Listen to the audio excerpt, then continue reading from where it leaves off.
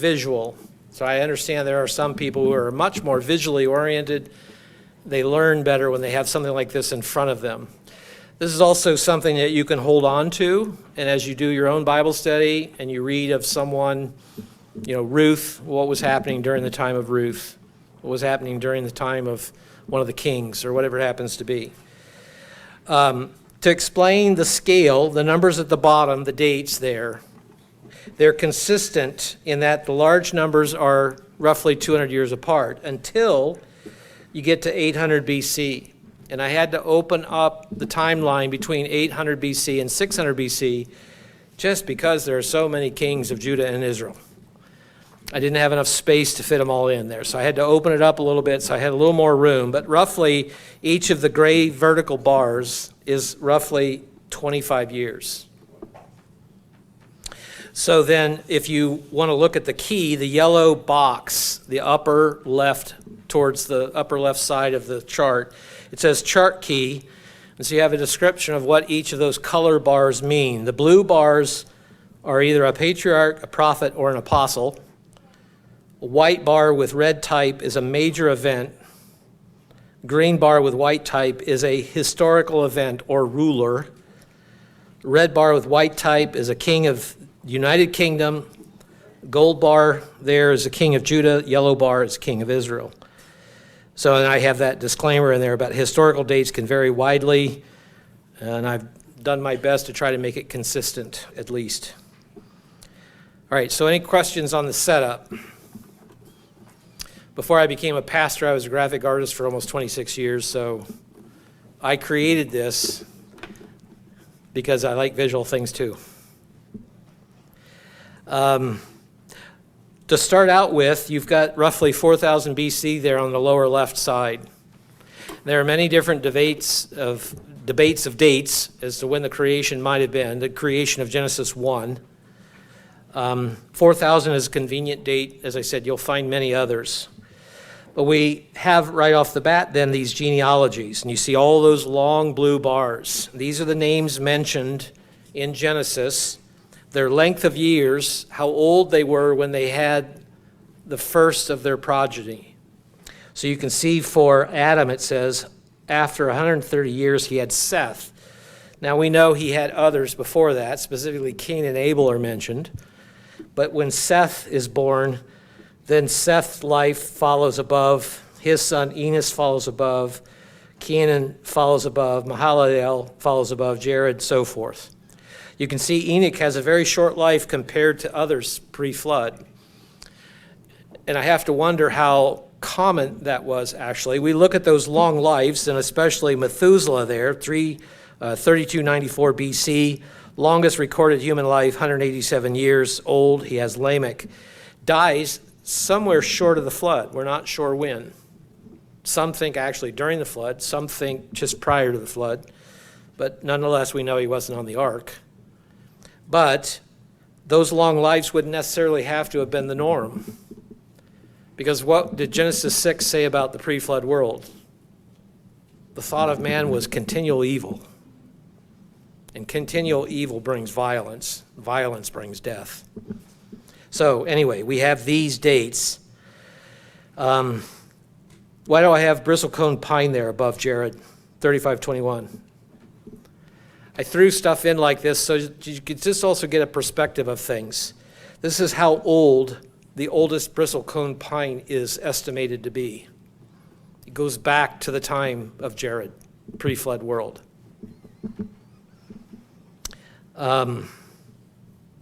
So you notice at the top, north of 31, around 3000 BC, there's a yellow bar. It says 1/6 of mankind's history.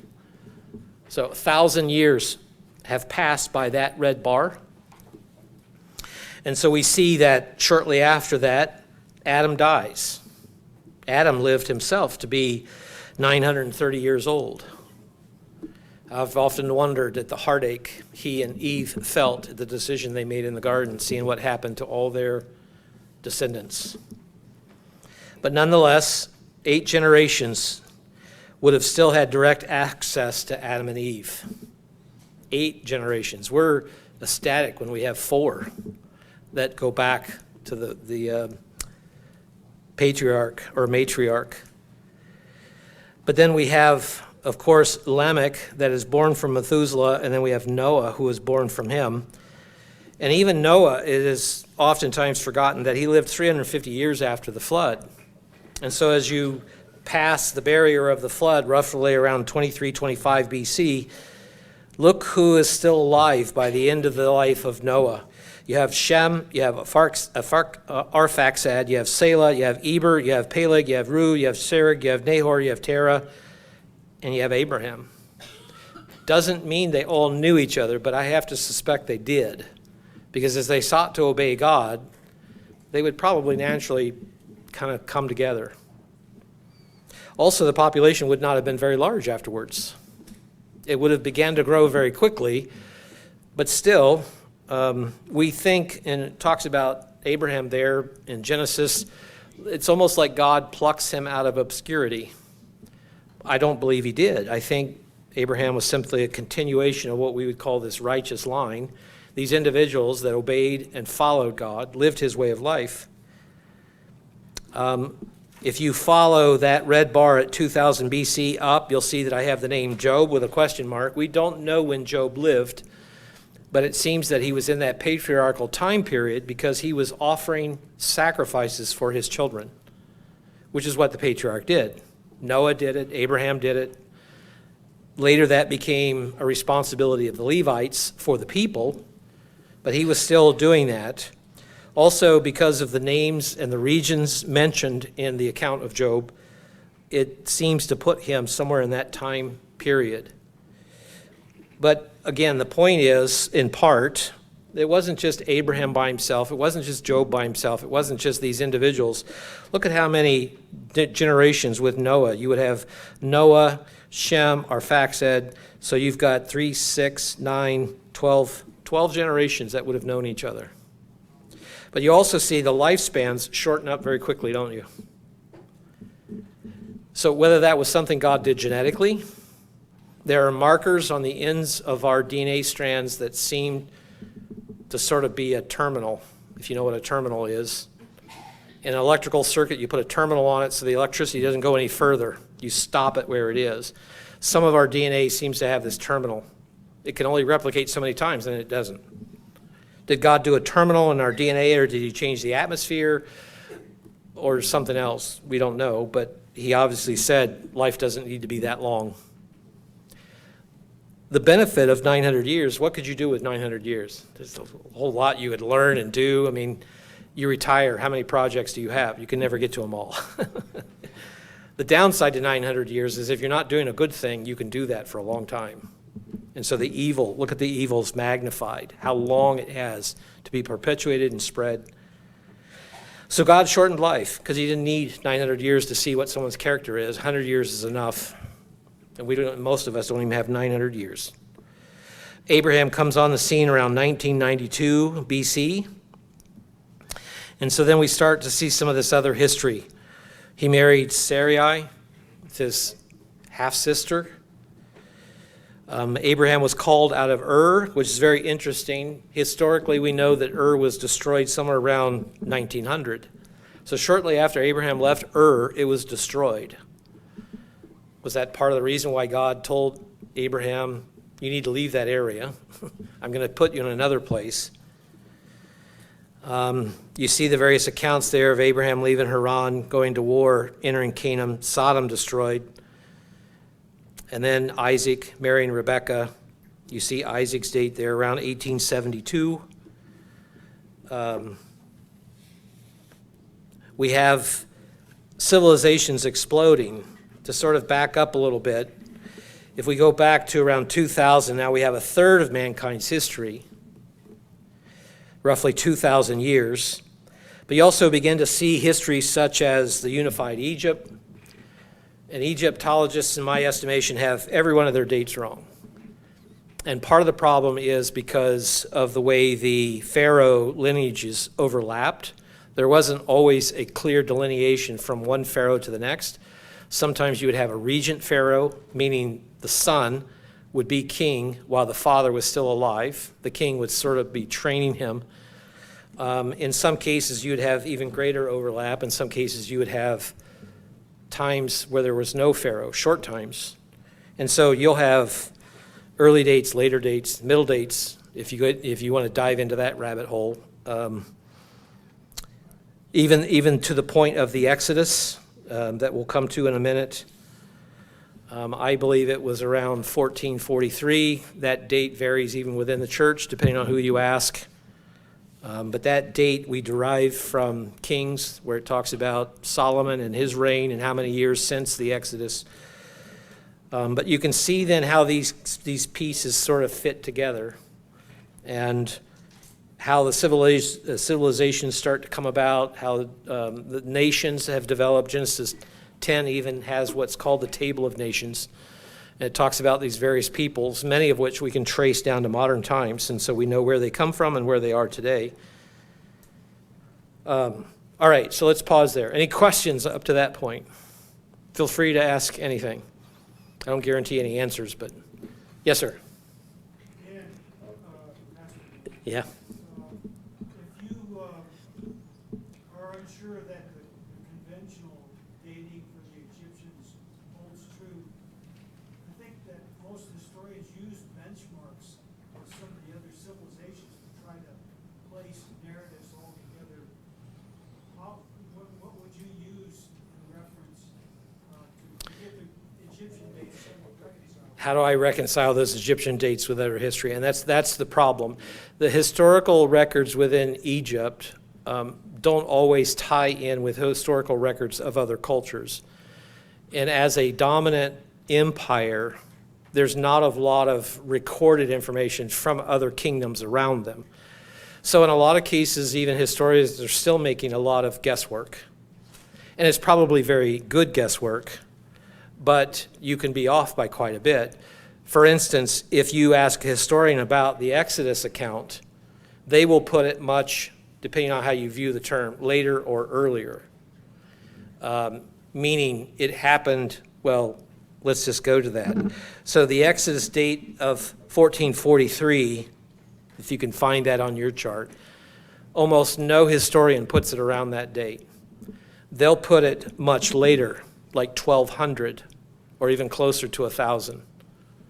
And they base that on a lot of assumptions, one of which is they believed that the Israelites were illiterate because they say they don't find much evidence of their writing. But recently, within the last 10 or so years, they have found a number of Proto-Hebraics, essentially graffiti, on various blocks that were used in some of the buildings and things of this nature that have survived through time. So it's even a guesswork with the historians to a large degree. It's not until much later in Egypt's history that those dates can then be more solidly verified with other histories. There's also no unified calendar until we get down to the time, of pretty much the Babylonians. And when you begin to have calendars that are recognized, and you can compare one calendar to another and you can reconcile these dates. So that's the other problem when it talks about. When you get into the reigns of the kings, when it talks about, say, the 5th year of Pharaoh so-and-so, does that mean from when he sat on the throne, or from when he was regent, or from whatever date? They're not always consistent. And so that adds to the complexity of trying to decipher when these things actually took place. So it is patchwork. That's why I say I've tried to make it as consistent as I can. I'm probably off on a number of these dates, especially before the times of the early history of Israel as kings, their kingdom. Most of those dates are in question. So was it literally 23, 25 when the flood took place? Probably not. But at least you have a good estimate, and you can see the other events that are around that time period to get a flow of how things happened.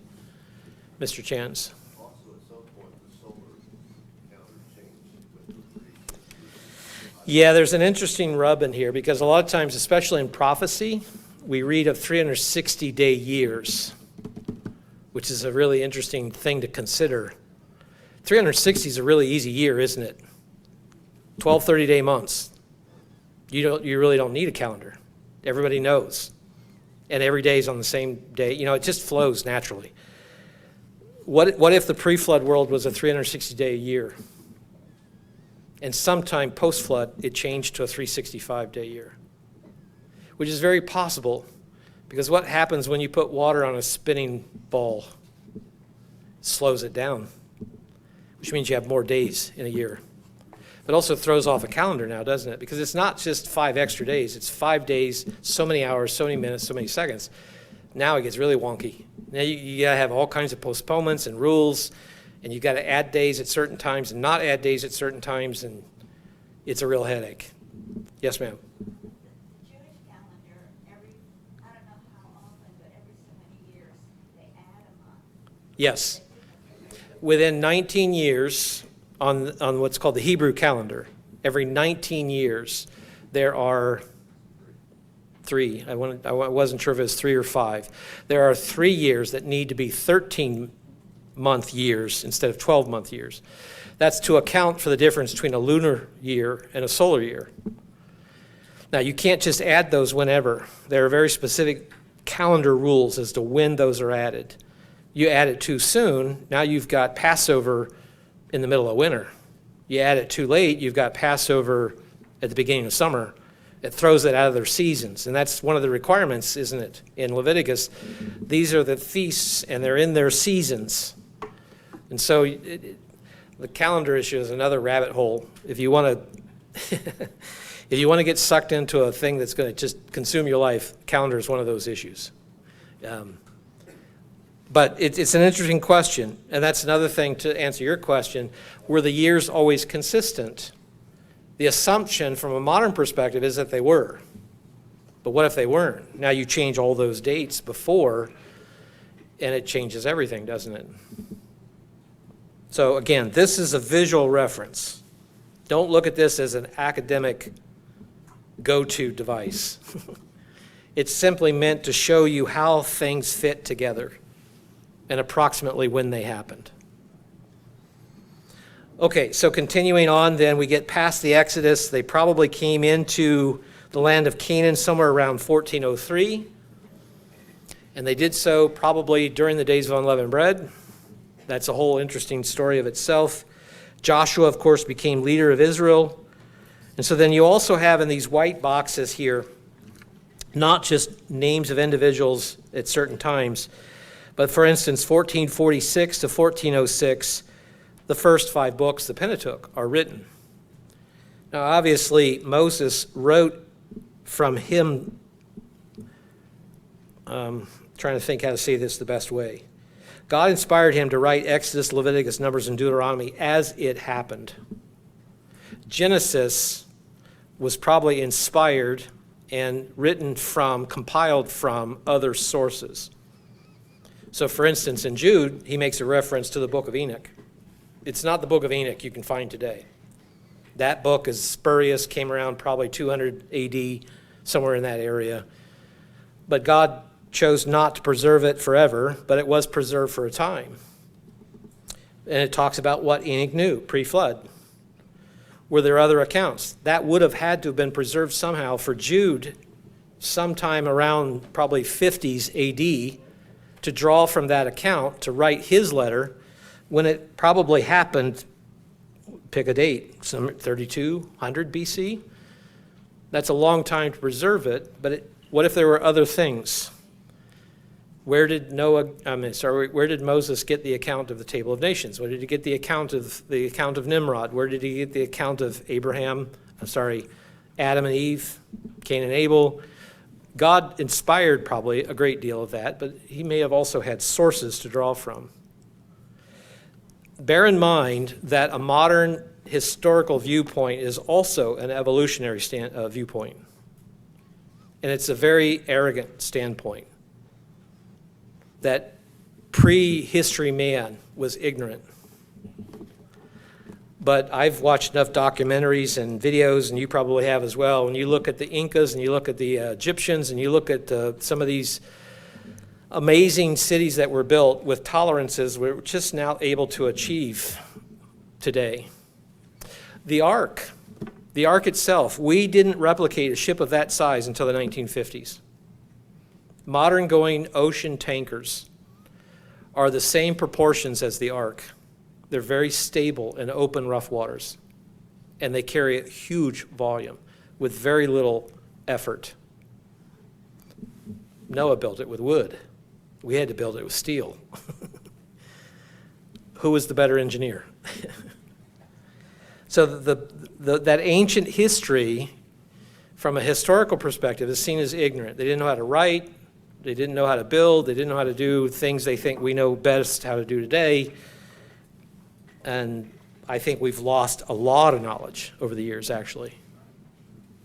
Volumes and volumes. Anyway, so continuing on, we have Joshua, we have the period. Oh, let me just kind of highlight that. Down at the bottom above the dates, you'll see these different color bars. Starting at the left, pre-flood period, from 2325 roughly to about 1400 BC, you have period of the patriarchs. And then following that, period of the judges until roughly around, not quite 1200, a little past 1200 BC. Then you have the period of the kings of Israel and Judah, around 725, exilic period after the exile.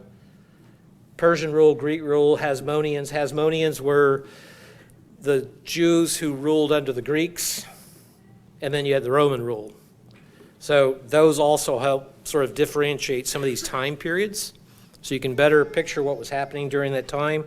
So under the period of the kings of Israel and Judah, you of course have the unified kingdom, first with Saul, 1048. Then you had his death, and you had David and Ishbosheth ruling concurrently. David for the tribes, rather, of Israel, the 10. Ishbosheth, the 2. And then, of course, David ruling as unified king around 1001 BC. Did I say it backwards? Yes, sorry, I flipped those. David was king over 2, Ishbosheth over the 10. And then, of course, then you have the dynasty of David, following with Solomon, who finished the temple around 937 BC. Then you have the succession of all these kings. And you have northern, after Solomon's death, of course, they fragmented with Rehoboam, Jeroboam, and all their successors. The northern tribes had about 4 dynasties. That's not indicated here on this map, but another chart that I did. There were about, I think, 4 dynasties, if I remember correctly, in the northern tribes. And of course, the southern tribes had the one until their capture. It was all descendants of David. 721, you have the northern tribes fall to Assyria. And to even go back to one of the questions earlier, for a long time, some of these ancient kingdoms, historians didn't even believe existed. So whether it was the Hittites or whether it was some of these other nations, even the ancient Assyrians for a time, a lot of historians didn't believe the Bible was very accurate. And of course, over the last century or so, half or more, with archaeology, there's been abundant evidence showing that the Bible is very, very accurate and consistent with that history they're discovering. One of the curious things that happened, if you look in the middle, roughly above the bar line that indicates 650 BC, you see a white box. It says 600 to 400 BC, many new religions. And that's a very curious thing that happened during that time period. There was this explosion of religions. Prior to that, most of the world was monotheistic. Whether they believed in the one true God or not, they were mostly monotheistic. But around between 600 and 400 BC, you had Buddhism come in, Jainism come in, Zoroastrianism come in. You had the Greek gods that began to be codified. And of course, the Roman gods came from the Greek gods. The exception to those were the Babylonians. The Babylonians anciently had this pantheon, but there were a lot of peoples who did not subscribe to the Babylonian gods. But after 600 or so, now you just have this plethora of all these various religions that many of them have perpetuated down through time. Then by 587 BC, you have the temple destroyed. Judah itself is taken into captivity, the southern tribes. Babylon comes on the scene. And of course, the prophecies that God gave that showed that Cyrus would restore the temple and some of those things of Judah. But Pay attention to those blue boxes in there, all these various prophets going back to even 838. You have Obadiah, but Obadiah's ministry, if you will, probably overlapped Joel. Did they know Jonah? We tend to think in populations of a modern context, but that's not the case anciently. They also traveled more extensively than most modern accounts give them credit for.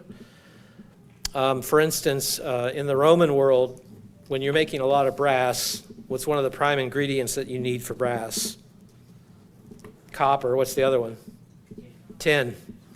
There is no tin in the Mediterranean area. When you want tin, you got to go to southern England. But that wasn't the only source of tin in the ancient world. There was also huge tin deposits in what is now Canada. There was also huge copper deposits above the Great Lakes. If you go to the UP of Michigan, they have a long history of copper mines, huge copper areas in that area. And they traded with those areas. The Roman world traded. You go back to the accounts of Solomon, it talks about his ships leaving and coming back 3 years later. How long does it take to sail around the world? Roughly 3 years. You have accounts in South America, they expected what we would say white men. They expected white men to return. They had prophecies about them returning. Well, if they're returning, it meant they had to be there at some point earlier, right? And so you have these accounts that indicate there was a great deal of trade in the ancient world. So the stories that if you sailed too far west, you'd fall off the end of the earth, you know why those came to be? They're protecting trade secrets.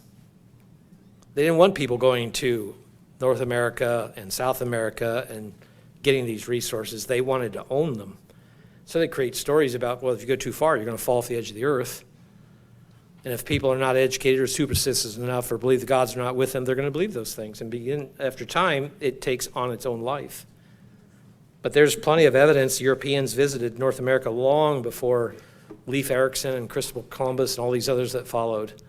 So this I'm looking forward to knowing history when we can really know history. So you have, going back to the prophets, Nahum, Zephaniah, Jeremiah, Habakkuk, Daniel, Ezekiel, they probably all knew each other because their lifespans overlapped. And again, it's a small community, isn't it? The faithful of God have always been a small community. They would know each other. You have Malachi, Ezra, Nehemiah, of course, would have known each other. Ezra is credited in most sources having finished editing and codifying what we call the Old Testament. So that time period would have been around 480 BC. And he's also credited with 1st and 2nd Chronicles and Esther.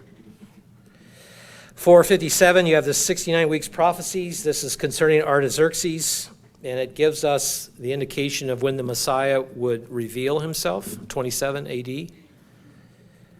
Then you have Persian history that comes into play with Esther. I threw in names like Socrates, so you would get an understanding of when these individuals. Socrates had a great impact on Christianity, not as big as Plato. Plato had huge influence over what's called the early church fathers. When you hear that term, do not think Church of God, think Catholic Church. The church fathers began to interpret doctrine based on Greek writings, and Plato was one of their prime sources. So the immortal soul comes out of Greek pagan religion, not the Bible. Matters of Trinity. The Trinity doctrine is evident in just about every ancient major religion. Now, they can have a pantheon of other gods, but at the core, it's almost always a Trinity Godhead. Archimedes, 212 BC. Hannibal, famous story of Hannibal, almost conquering Rome, going over the Alps with the elephants around the end of the, beginning of the 2nd century into the 3rd century BC. So by the time we come to 0 BC, we're roughly at 2/3 of mankind's history. That's a lot of time that's passed. But you can see all that took place with the Persian history there. Antiochus, as the Greeks faded, the Persians came on the scene. The other way around. And then, of course, the Greeks were thrown off by the Jews that were in Judea at the time. That's Judas Maccabees. Judas Maccabees was of the high priest family of that lineage, and they enjoyed a brief autonomy, not quite 100 years. And ironically, Pompey captured Judea by capturing Jerusalem in part because there was a conflict going on amongst the Hasmonean rulers in Judea, and part of them asked for Pompey to help them. And of course, Pompey, realizing once he helped them, there was no reason not to stay. And so they just assumed it into the Roman Empire, and they were so broken and really not equipped militarily that they fell very quickly to the Romans. And of course, then the Romans ruled that area for some time. They called it Palestine. Roman Palestine is what they called the area, which is why it's called Palestine today. The Palestinians have taken on that name and so forth. So it's just all this history that connects. So then you have Pompey followed in rulership of Judea, Herod the Great. Herod the Great was not an Israelite. He was an Edomite. This is in part a large reason why the Jews did not trust him, did not like him, because they did not see him as being the appropriate ruler for them, because he was a foreigner. Herod was a great architect. In terms of public works, he was unmatched in that area. But he was as despotic and as crazy as they come. So then Julius Caesar, you can see his reign. Augustus, Tiberius, Herod Antipas was the ruler in Judea during the time of Christ. And so then you see the blue bars there with Jesus Christ, John the Baptist, and some of the others. The white box above it with all the books of the Bible and the rough dates of when they were written. So that's the overview. Any other questions or comments? If you want a digital copy, if you go back to that chart key box, you'll see there at the bottom, copyright, and below that, an email address. Daniel T. Dowd at Hotmail.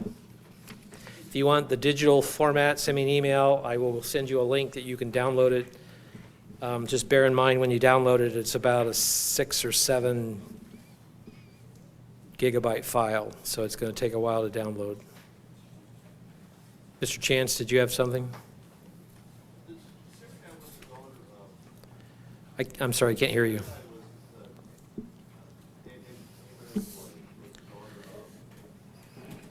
Nahor.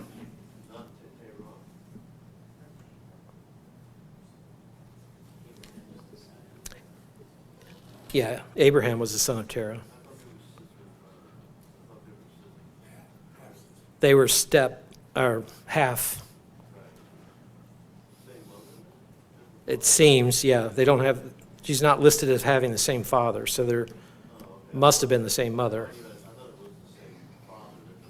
Yeah. So that was the lie, wasn't it? When they went down to Egypt, is this your wife? No, this is my sister. The truth but a lie. That was a pattern, wasn't it?